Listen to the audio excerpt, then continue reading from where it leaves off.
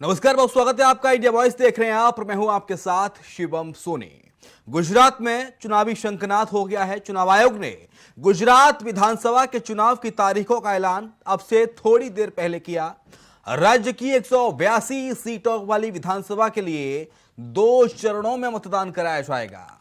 पहले चरण की वोटिंग 1 दिसंबर को होगी, तो वहीं दूसरे चरण के लिए 5 दिसंबर को वोट डाले जाएंगे।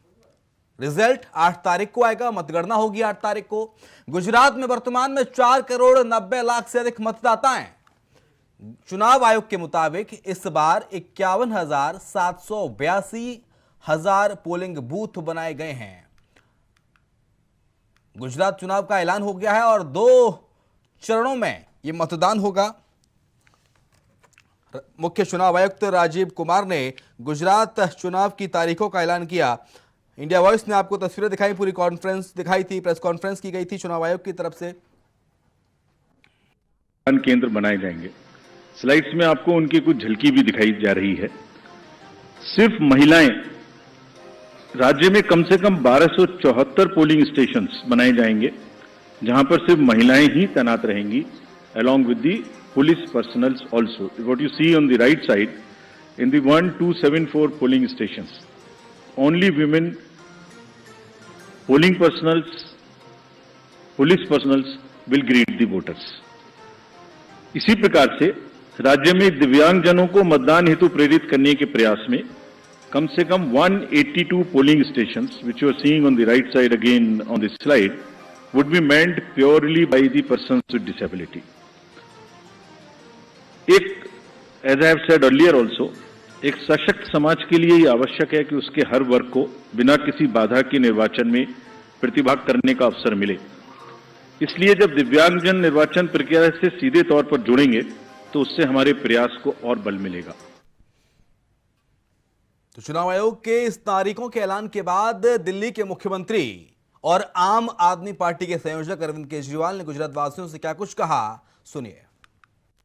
તમે મને તમારો ભાઈ માનો છો ને, આપના પરિવારનો હિસ્સો માનો છો ને, મને આટલો પ્રેમ કરવા બદલ ખૂબ ખૂબ આભાર।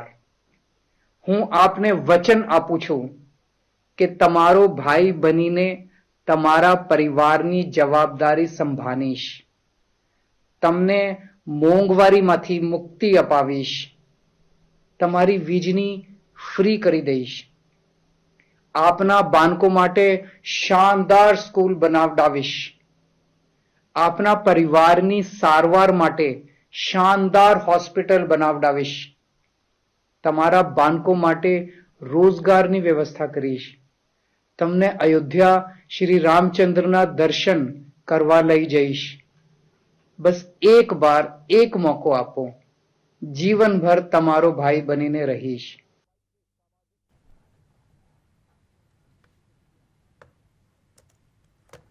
गुजरात चुनावों की तारीखों का ऐलान हो गया है। 2 चरणों में मतदान होगा। 1 और 5 दिसंबर को वोट डाले जाएंगे। चुनाव आयोग ने प्रेस कॉन्फ्रेंस करके गुजरात चुनाव की तारीखों का ऐलान किया। आपको ग्राफिक्स के जरिए समझाने की कोशिश करते हैं।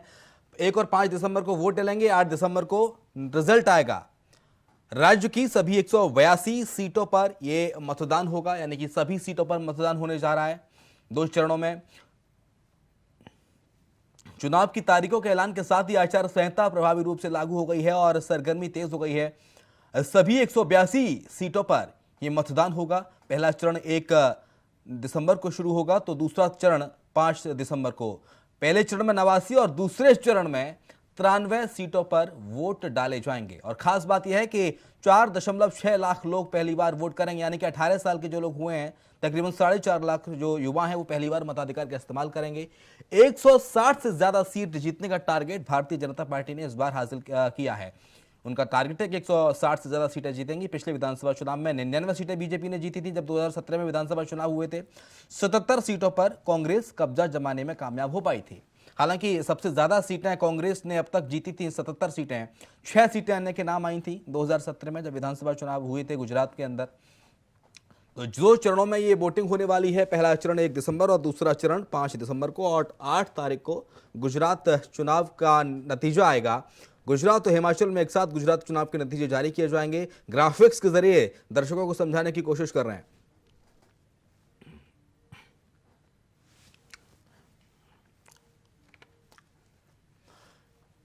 नितिन मेरे सहयोगी इस वक्त न्यूज रूम से लाइव हमारे साथ जुड़ गए हैं। नितिन, गुजरात चुनाव की तारीखों का ऐलान मुख्य निर्वाचन आयुक्त ने कर दिया है, राजीव कुमार ने।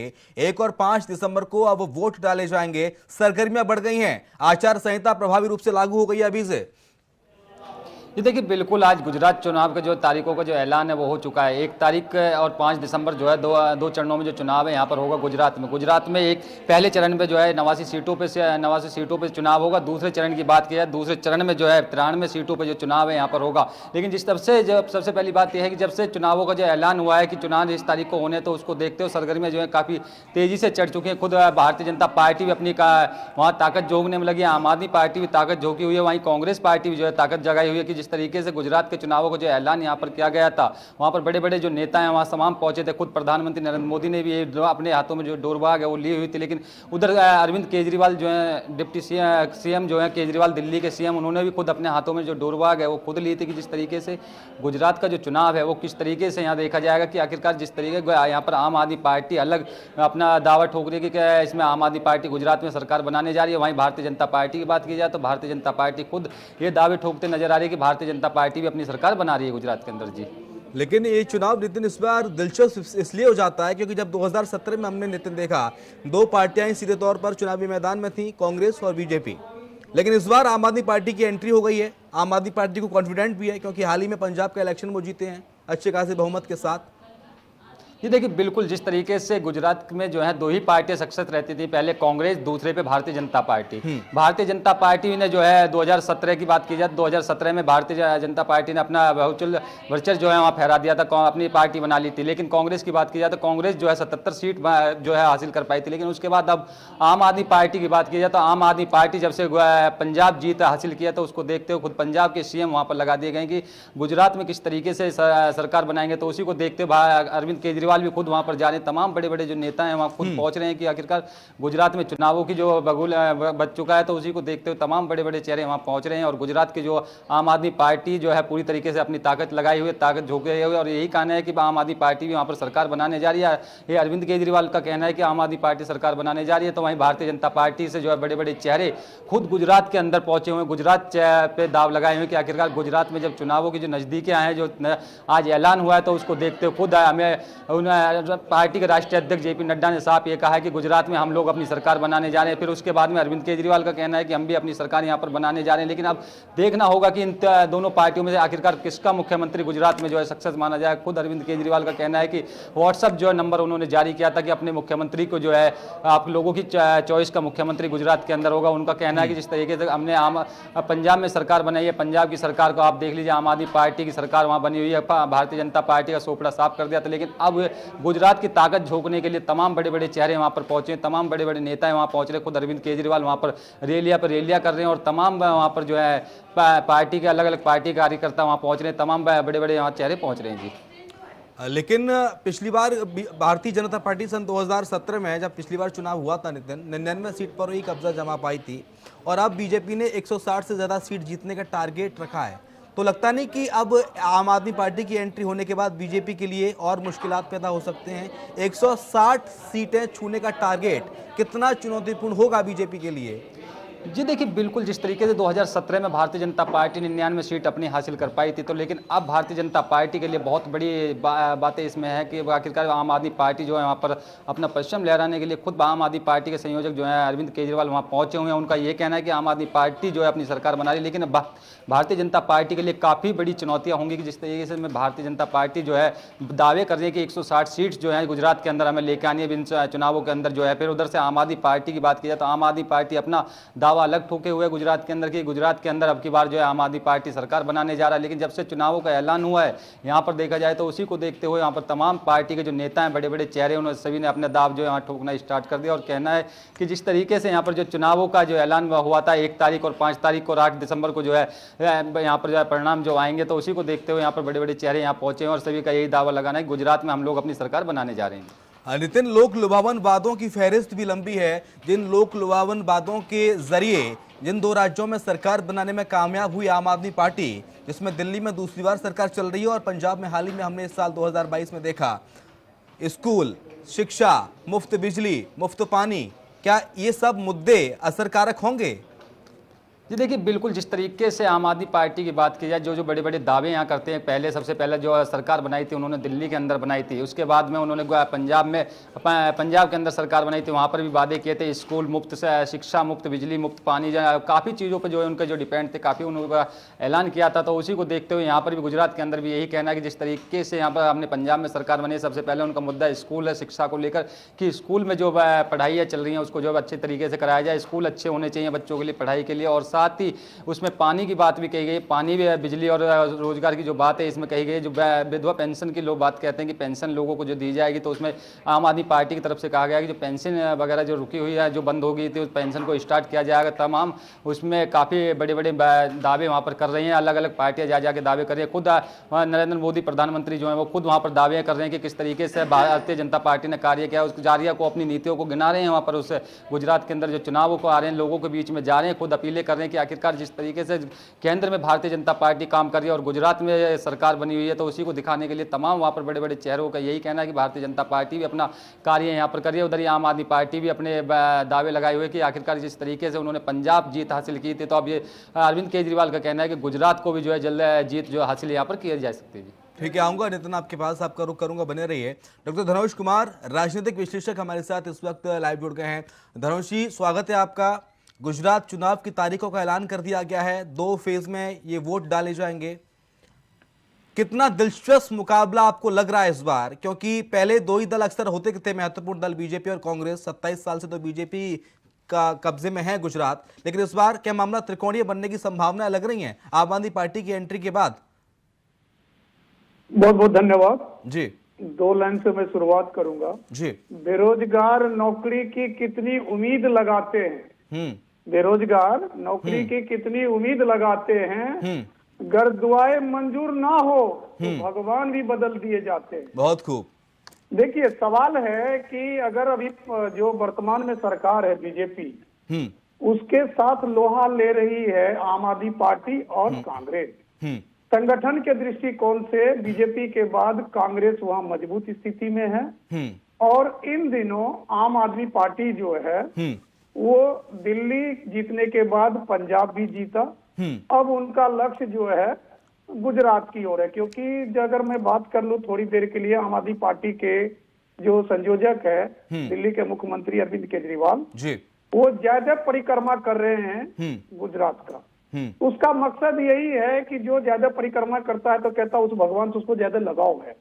लेकिन जो गुजरात के लोग हैं, क्योंकि वोट तो लोग ही करेंगे ना, तो उनको पहले से पता है जो वर्तमान में बीजेपी सरकार है, वो सरकार कई मुद्दों पर वहां पर जो मॉडल है, मॉडल मतलब विकास का मॉडल, चाहे वो ऑटो सेक्टर का हो, चाहे वो अलग अलग चीजें हैं, लेकिन एक चीज में वीकनेस है जो मैंने शुरुआत किया, नौकरी। क्योंकि नौकरी को लेकर बीजेपी जो है वो कटघरे के घेरे में है, जिसको लेकर विपक्ष जो है उस पर हमलावर हो सकता है जी, उसको मुद्दा बनाकर जा सकता। लेकिन आम आदमी पार्टी जो दिल्ली मॉडल को लेके जा रहा है, लेकिन दिल्ली मॉडल को पूरा विश्व जानता है कि दिल्ली मॉडल सिर्फ सुनने में अच्छा लगता है, लेकिन वहां कुछ ऐसा चमत्कार नहीं हुआ है। क्योंकि 17 वादे जो थे केजरीवाल के दिल्ली के लोगों के प्रति, उन्होंने पूरा नहीं किया।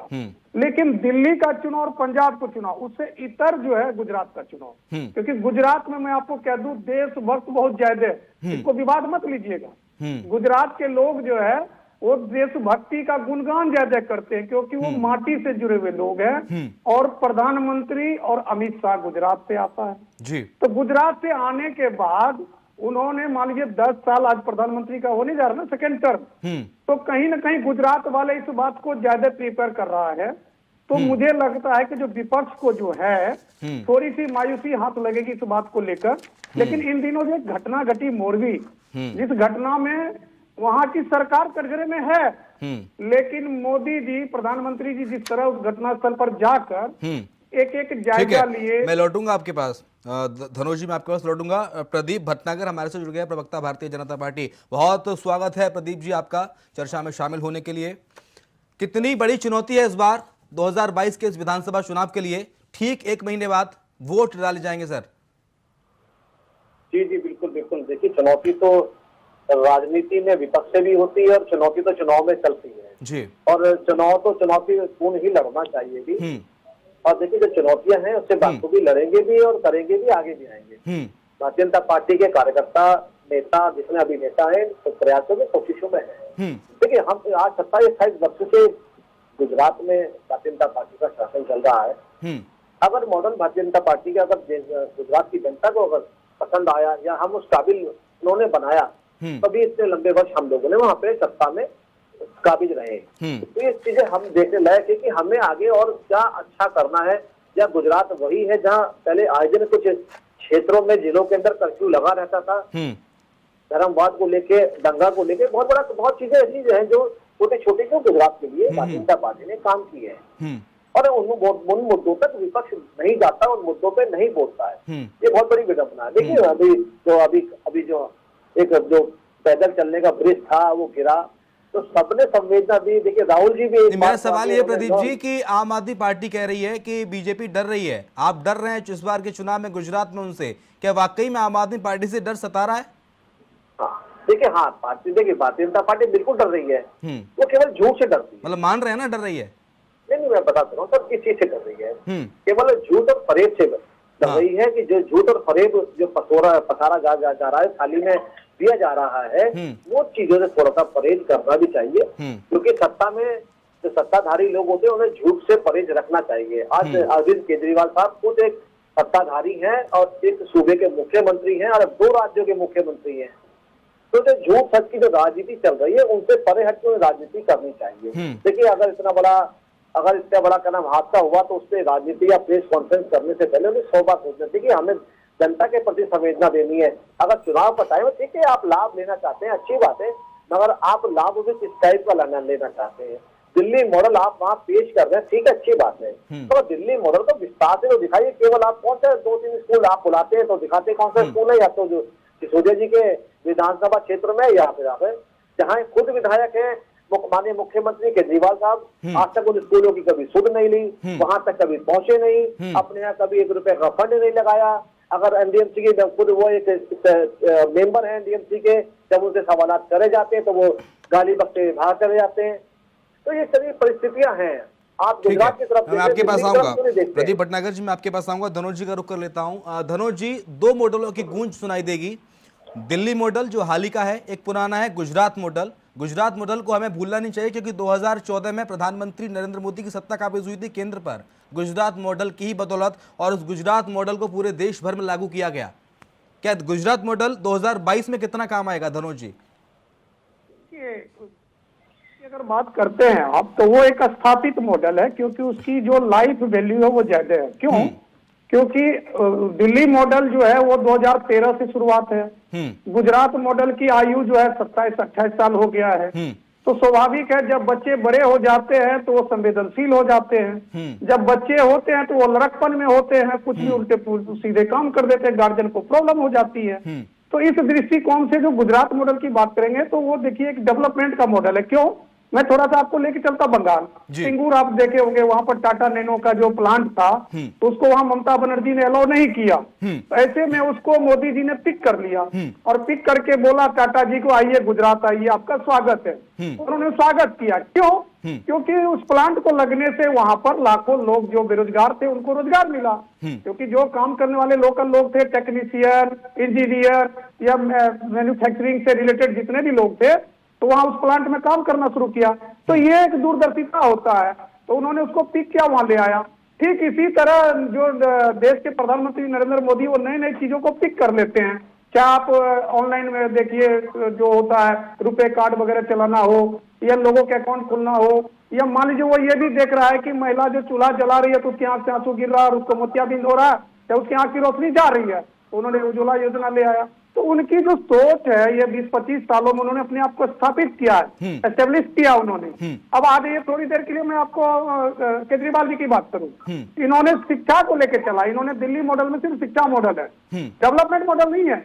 ओनली इनका फोकस जो है वो सिर्फ एजुकेशन पे है कि मैंने बिल्डिंग बनाया, मैंने बच्चों को स्विमिंग पूल दिया, मैंने बच्चों को डैशबोर्ड दिया, मैंने बच्चों को ड्रेस दिया। तो ये तो हर जगह होता, ऑल ओवर इंडिया में होता। कोई भी सरकारी स्कूल है वहाँ ये सारा योजना जो ये केंद्र सरकार की लागू होता है, क्योंकि 60% जो है स्टेट का होता है, 40% केंद्र का होता है। तो ये जो शिक्षा अभियान है, ये शिक्षा अभियान केंद्र का, लेकिन इसको पिक कर लिया है ये केजरीवाल साहब, इसको मॉडल बना दिया। और अभी आप देखे होंगे कि मोहल्ला क्लिनिक की जितना आलोचना हुआ, तो महिला मोहल्ला क्लिनिक खोल दिया। तो देखिए अवेयरनेस तो है उसके पास, सोच तो है उसकी, क्योंकि वो पंजाब में जो जीता है, आप ऐसे उसको इग्नोर नहीं कर सकते। उस सब तमाम चीजों को लेकर वो जा रहा, लेकिन 100% भी नहीं है। तो अब गुजरात की जनता को यह बात ठीक करनी है कि कौन सही कौन गलत है। और आपने जो सवाल किया मॉडल, तो इसमें मैं कह सकता हूं कि Gujarat model is better than to Delhi model, क्योंकि दिल्ली मॉडल जो है ये तो जनता डिसाइड करेगी। 8 तारीख को पता चल जाएगा कि गुजरात मॉडल ज्यादा कारगर, माफ कीजिएगा, हाँ, गुजरात मॉडल ज्यादा कारगर रहा है दिल्ली मॉडल। मैं आपका रुख करूंगा प्रदीप भटनागर जी। देखिए अभी हाल ही में 30 अक्टूबर को मोरबी पुल गिरा, तकरीबन 140 लोगों ने इस हादसे में जान गंवाई। ये मुद्दा होना नहीं चाहिए, मैं उसे मुद्दा इसलिए कह रहा हूं क्योंकि आजकल राजनीतिक दलों ने इसे मुद्दा बना दिया है। ये मुद्दा भी जोर शोर से उठेगा। आपके मुख्यमंत्री भूपेंद्र भाई पटेल के इस्तीफे की मांग भी आम आदमी पार्टी ने कर डाली है। तो कैसे पार पाएंगे? ऐसा तो नहीं ये मुद्दा आपका कहीं ना कहीं खिला बिगाड़ दे इस बार? ये बड़ा मुद्दा है, तकरीबन 150 लोगों की जान जाने का। देखिए ये मुद्दा तो देखिए राजनीति में कौन क्या बनाएगा, ये तो राजनीतिकरण करने वाले ही बताएंगे। लेकिन कांग्रेस और आम आदमी पार्टी आप पर बहुत आक्रामक तरीके से हमलावर है सर। जी मैं अगर कांग्रेस की बात करूं, देखिए जब राहुल जी का एक बयान आया कि जो हादसा हुआ है, मैं इस पर कोई राजनीति या कमेंट्स नहीं करना चाहता हूं। उन चीजों से कांग्रेस बची, मगर आप ये देखिए कि उन चीजों से बचने के बाद कांग्रेस के और प्रवक्ताओं ने, नेताओं ने सीखा नहीं कि मेरे मुखिया ने क्या कहा। जिस राहुल गांधी जी को फॉलो करते हैं, जिसकी तारीफें करते हैं, मगर उनको फॉलो नहीं कर रखते हुए जब एकदम टूट पड़े। अरे भैया वहां जाके मदद तो करते हैं फौज की, पुलिस की, जनता की। ये तो नेता नगरी है ना सर, नेता तो अपनी बात कहने के बाद पलट जाते हैं, चाहे कोई भी राजनीतिक दल हो। बिल्कुल वही तो कह रहा हूँ, अगर नेता पलट जाते हैं तो राष्ट्र स्वयं सेवा संघ, भारतीय जनता पार्टी के कार्यकर्ता और वहां के मंत्रीगण वहां टिके हुए थे और उस आपदा में सेवा में लगे हुए थे। ये एक खूबी है कि आप जनता से जुड़े हुए नेता हैं। आप जनता से जुड़े हुए नेता नहीं है तो आप जीरो हो जाएंगे। क्या पंजाब में आप सरकार बना के आपने क्या दिया? आज भी नशा मुक्त नहीं दे पाए। 7,500 FIR दर्ज है ड्रग्स की। किसी को 21 लोगों को केवल जेल हुई है और वो भी बेल पे छूट गए। बहुत सारी चीजें हैं जो क्या ऐसा हुआ जो आज पंजाब के अंदर आम आदमी पार्टी की सरकार बनी और खालिस्तान में फंड उठा लिए सांप की तरह। जब कैप्टन मुख्यमंत्री कांग्रेस के थे तब तो नहीं था, अकाल दल की इतनी लंबी सरकार चली तब तो नहीं था, सब शांत बैठे थे। ऐसा क्यों इस 3-4 महीनों में ही रैलियां निकलने लगी हैं, झंडे निकलने लगे हैं, इतना फंड उठने लगा है? तो किस राजनीति को आप कैसा करना चाहते हो? तो केजरीवाल जब कनाडा भाग रहे थे, क्या ये अनुबंध करने भाग रहे थे खालिस्तान से? तो बड़ा विषय है इन चीजों का। हम देश के बारे में सोचे, हम अपने प्रदेश के बारे में सोचे। हम प्रदेश के मुखिया बन रहे हैं और आप पे उस प्रदेश का भार है। क्या केजरीवाल साहब कभी गांधीधाम गए? कभी रण देखा उन्होंने? जहाँ कई 100 किलोमीटर तक। ठीक है, मैं आपके समय के अभाव एक छोटा सा सवाल मैं डॉक्टर धनुष कुमार जी से ले लेता हूं। धनुष कुमार जी संक्षिप्त में बताइएगा। देखिए मुद्दों की फहरिस्त गुजरात चुनाव में लंबी है। मोरी पुल हादसा हाल ही में हुआ, कर्मचारियों की समस्या है, महंगाई और पोर्ट पर पकड़े जाने वाला ड्रग्स भी समस्या है, और इसके साथ साथ तमाम सारे मुद्दे हैं। सबसे प्रभावी मुद्दा कौन सा है एक लाइन में जिस बार बीजेपी को नुकसान कर सकता है? मैंने कहा ना, जो नौजवान जो है जिनको रोजगार नहीं मिला है, यानी कि बेरोजगारी सबसे ज्यादा प्रभावी रहेगी। उसी को लेके आम आदमी पार्टी जो है, जैसे स्वराष्ट्र की बात अगर कर ले तो वहां वो मजबूत स्थिति में नजर आता है। इसमें नो डाउट, कहते हुए कोई गुरेज नहीं है। तो भाजपा वाले हमारे मित्र भी कहेंगे कि वाकई वहां पर, क्योंकि पहले भी निकाय समय का अभाव है। आप दोनों मेहमानों का बहुत शुक्रिया चर्चा में शामिल होने के लिए। हमारे संवाददाता नितिन जुड़े हुए थे। नितिन, आपका भी बहुत शुक्रिया चर्चा में शामिल होने के लिए। तो गुजरात में चुनावी शंखनाद हो गया है। 1 और 5 नवंबर को वोट डाले जाएंगे। सभी 182 सीटों पर मतदान होगा। भारतीय जनता पार्टी, कांग्रेस और आम आदमी पार्टी, तीनों ही पार्टियां इस बार चुनावी मैदान में है। लेकिन सरकार, सत्ता का जो सिंहासन पे कौन बैठेगा वो आने वाले 8 दिसंबर को ही पता चलेगा। इसी के साथ हमारे इस खास पेशकश में इतना ही। खबरें लगातार जारी हैं, आप देखते रहिए इंडिया वॉइस।